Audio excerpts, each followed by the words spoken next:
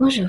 Alors, je voulais continuer ma série de vidéos sur les narcissiques et leurs petits désordres. Et dans cette vidéo en particulier, je voulais parler un symptôme, entre guillemets, que vous pouvez avoir dans une relation avec un narcissique, à savoir que vous avez toujours la sensation d'être perdant. Donc, je vais reprendre mes notes. J'espère que le son va être un peu meilleur que dans la précédente. Il faudrait que je sois assistée d'un technicien, moi, pour pouvoir faire des vidéos, parce que honnêtement, des fois, c'est un peu foireux. Alors, donc, avec un narcissique, vous vous sentez toujours perdant. Alors, vous n'en aurez pas nécessairement conscience, certainement pas au départ. Et cette sensation n'est pas toujours consciente et elle grandit au cours de la relation. Et à mesure qu'elle grandit, vous ressentez une forme d'épuisement. Comme si vous essayez toujours de vous maintenir la tête hors de l'eau et en fait, vous mettez toujours la tête sous l'eau. Donc la valorisation, l'attention, la gratification, elles vont toujours de son côté. Et là, vous pouvez me dire, mais non, avec lui, avec elle, c'est pas toujours comme ça. Elle est gentille, elle fait attention à moi. Oui, c'est sûr, elle fait attention et c'est pas forcément d'ailleurs une mauvaise personne.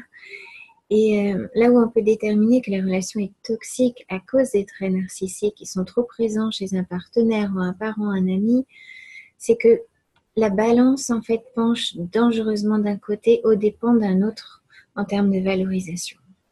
En l'occurrence, peut-être que l'autre c'est vous. Et c'est important de ne pas minimiser ce qui se passe. De manière ultime, le narcissique fera en sorte que la balance penche de son côté, globalement. Et si vous avez noté il est souvent gentil, enfin, il est gentil par moment, et à des moments, il vous bombarde de compliments, et dans l'instant qui suit, il va vous vampiriser toute votre énergie, par exemple, hein, c'est un exemple. Et il va passer 3 plombs à vous raconter tous ses problèmes, et vous allez sortir de là, vous allez être complètement vanné. Et il reprend en fait la main d'une autre manière. C'est-à-dire qu'à la fin, c'est toujours de son côté que votre attention va se focaliser. C'est un peu comme il vous donne 5 euros, vous êtes content, vous dites waouh, il est généreux, il me donne 5 euros. Et en fait, après, il vous en prend 100 euros. Et là, si vous avez l'impression d'être gâté par moment, il faut vous demander qu'est-ce que ça lui coûte réellement, en fait, qu'est-ce que lui, il investit réellement en fonction de ses propres critères, en fonction de ses propres ressources. J'ai rencontré plusieurs fois des gens qui faisaient des cadeaux, soit pour se faire pardonner, ou alors, en tout cas, pour s'assurer des bonnes grâces. Et en fait, quand on regardait les cadeaux, c'était des trucs pourris, quoi. Je me souviens, je me rappelle quelqu'un, carrément, il faisait les poubelles. Mais bon, du point de vue de la personne qui reçoit le cadeau, elle se sent redevable parce que c'est quelque chose de naturel, on se sent redevable. Parce que du point de vue de la victime, entre guillemets, un cadeau, c'est une attention, ça veut dire quelque chose, c'est une preuve d'affection, une sincère attention, etc. Donc, en général, on le prend comme ça. Mais si vous apprenez après que le cadeau en question, il a coûté 2 euros au marché du coin ou que ça a été ramassé dans une poubelle, si entre-temps vous vous êtes senti obligé de faire tout ce que de faire en fait ce que la personne attend de vous, et parfois c'est juste de l'attention, de l'écoute, de l'énergie, mais de l'énergie, c'est important l'énergie. C'est pas seulement l'argent, le temps qu'il faut considérer. Donc bien réfléchir en fait, mettre à plat les enjeux, ce qui a été donné, ce qui a été reçu, et ne pas se focaliser uniquement sur les petites attentions, mais voir ce que vous donnez en réalité. Parce que si vous avez genre une rose et qu'à la fin de la journée, vous n'avez rien pu faire d'autre que d'écouter les lamentations de quelqu'un et de se sentir complètement épuisé et d'avoir complètement passé sous enfin à la trappe tout ce que vous aviez à faire, c'est une question à se poser. Alors, quand je prononce le mot toujours ou jamais, c'est bien sûr, c'est à prendre avec des pincettes. Ce qu'il faut comprendre là, c'est qu'il faut regarder en fait, grosso modo, qui remporte la manche en fait. C'est pas si mesquin que ça. Enfin, on peut avoir l'impression qu'on est mesquin quand on pense dans ces termes-là, mais quand c'est toujours comme ça, que ça se répète jour après jour, année après année, vous pouvez vraiment avoir la sensation d'être perdant tout le temps, tout le temps, tout le temps, et que c'est quasiment une fatalité dans la relation. Et ça, je suis désolée, c'est pas légitime. Donc, autre chose que je voulais développer à ce niveau-là, c'est que je fais référence à ce que m'a raconté une femme il n'y a pas longtemps à propos de sa mère. Et donc, elle m'avait dit qu'elle était allée la voir en vacances avec toute sa famille et que pendant son séjour, ils avaient fait en fait tout ce qu'ils pouvaient pour la contenter. C'est-à-dire que ils avaient, enfin, ouais, enfin, vous pouvez imaginer, en fait, vous allez en vacances chez peu importe chez qui, vous faites tout pour être correct, pour rendre la vie agréable et passer des vacances sympas tous ensemble. Et cette maman avait continué à râler parce que c'était jamais, jamais assez pour elle.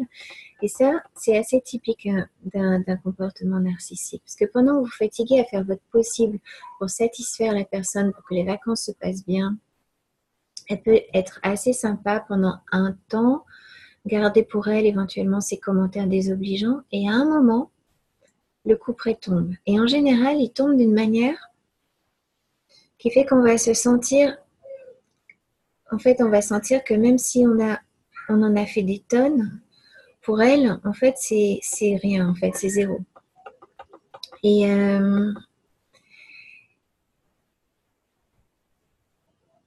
pour les gens qui, eux, font leur possible, leur intention à eux, c'est de créer l'harmonie, du bonheur en famille ou entre amis. Et ils peuvent faire l'erreur de présupposer que tout le monde souhaite la même chose, en fait, que tout le monde pense comme eux et que tout le monde souhaite la même chose. Sauf que là, il y a une erreur, en fait, dans la façon de penser, c'est que tout le monde ne souhaite pas la même chose. Le narcissique, il a un objectif différent. C'est pas forcément conscient, mais il a un objectif différent. Il veut mettre l'autre en échec pour lui se sentir mieux. Donc, même s'il n'en a pas conscience, c'est quand même ce qu'il fait de manière un peu automatique. Donc, quand on a un individu qui fait de son mieux pour que la relation soit sympa et que l'autre, il est programmé pour ne se sentir bien que dans la mesure où il met l'autre en échec, forcément, c'est extrêmement frustrant et c'est potentiellement dangereux. Et ce trait caractère, ça n'est qu'un aspect en fait de la personnalité narcissique. Là, je me focalise sur ce trait-là en particulier dans cette vidéo, mais ça n'est qu'un aspect de la personnalité. Donc, quoi que vous fassiez, c'est jamais assez. Et prendre conscience de cette réalité, c'est super important pour la personne qui est celle qui donne le plus. Parce qu'elle aurait tendance à en faire de plus en plus sans en avoir conscience.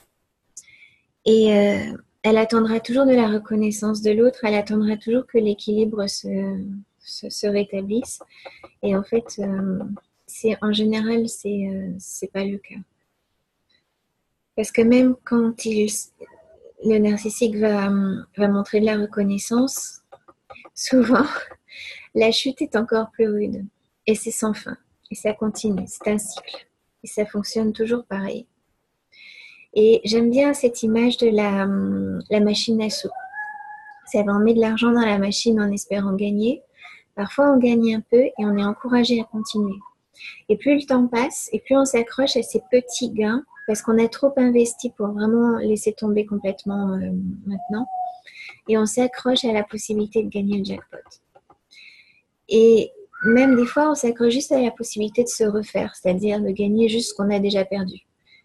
Même si globalement, on sait que c'est toujours la maison qui gagne. Et c'est pareil avec les individus narcissiques, c'est qu'on peut se retrouver piégé dans une relation où on s'est trop investi pour laisser tomber, pour accepter de laisser tomber. Et on s'accroche à des petits signes d'amour, de reconnaissance en se disant, oui, mais il n'est pas toujours comme ça, ou bien des fois il est super aimant, ou bien... Il m'a offert un bouquet de fleurs l'autre jour. Et tout ça, en fait, ce sont juste des petites pièces qui tombent dans la machine à sous de temps en temps. Et vous ne voulez pas laisser tomber parce que vous avez trop investi. Et vous vous dites que votre sensation d'être lésé est juste une vue de l'esprit. Et que vous allez chercher des preuves dans les comportements qui va vous faire voir de temps en temps. Néanmoins, avec un vrai narcissique, plus on attend, plus on investit. Et la triste vérité, c'est que plus on investit et plus on perd. Comme un joueur qui veut se refaire tout le temps, en général, il finit par tout perdre. Un narcissique veut gagner. C'est une règle. Un narcissique veut gagner. Il ne souhaite pas réellement une relation à égalité, même s'il le dit, il ne le souhaite pas réellement. Et il utilise les autres pour se sentir valorisé. Il ne va pas renvoyer l'ascenseur dans les mêmes proportions, de sorte que vous en êtes quasiment toujours affecté douloureusement. Et parfois, c'est même destructeur, en fait. En fonction de la nature de la relation, en fonction de votre tempérament. J'aime beaucoup, en fait, cette image de la machine à sous, parce que on dit c'est toujours la maison qui gagne. Et on peut se dire aussi, oui, mais parfois, il y a quelqu'un qui gagne. Oui, c'est vrai. Et vous pouvez gagner aussi, mais c'est pas fréquent. Et ce qu'on conseille, en général, dans une relation avec un narcissique, c'est vraiment de faire le deuil, en fait, un jour obtenir la reconnaissance, obtenir une relation d'égal à égal, obtenir une relation harmonieuse. Parce que c'est vraiment pas fréquent que la personne se remette en question et c'est pas fréquent. Donc il faut être clair là-dessus. Donc la question, c'est de savoir est-ce qu'on est prêt à tout perdre? Est-ce que ce qu'on a déjà investi, est-ce qu'on est prêt à investir dans le futur? Et c'est important de comprendre ça parce que le narcissique, il changera pas. Rarement, il change. Mais accepter qu'il ne change pas, c'est le début de la guérison, souvent. Faire le deuil de la relation telle qu'elle a été, même si elle n'a pas été terrible. Faire le deuil de l'espoir d'une réparation de la part de l'autre. En fait, un narcissique, en général, ne s'excuse pas, ne va pas reconnaître ses torts. Ou alors, juste partiellement et c'est jamais complètement, on remet jamais complètement la relation à plat. Faire le deuil également de l'espoir d'une réparation du passé, le deuil de toute l'énergie qu'on a dépensée, du temps qu'on a passé à essayer.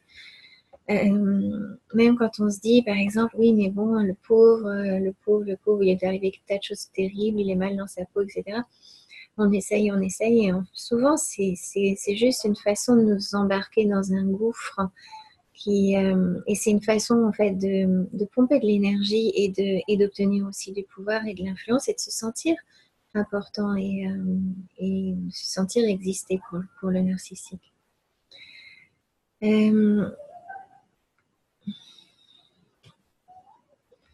Parfois, ce processus de deuil, en fait, c'est quelque chose qui est très très dur et en même temps, c'est super libérateur.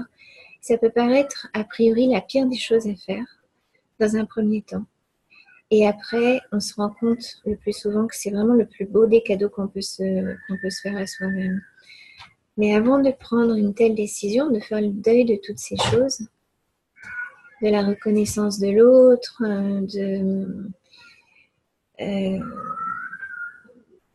d'une relation harmonieuse tout simplement, vous devez établir pour vous-même à qui vous avez affaire. Donc quand je prononce le mot un narcissique, je désigne une personne donc qui a des traits narcissiques très prononcés, suffisamment nombreux pour que vous en souffriez de manière légitime. Et il existe vraiment différents types de narcissiques à des degrés de sévérité qui varient. Moi, ça, j'en parle dans mes autres vidéos si vous voulez les écouter, les regarder. Votre degré de résistance aussi va varier, mais dans un premier temps, ce qui est vraiment important, c'est de devenir conscient. Par exemple, si c'est votre manager qui est comme ça, c'est possible que vous puissiez continuer à fonctionner avec lui en apprenant à faire la part des choses pour ne pas trop en souffrir.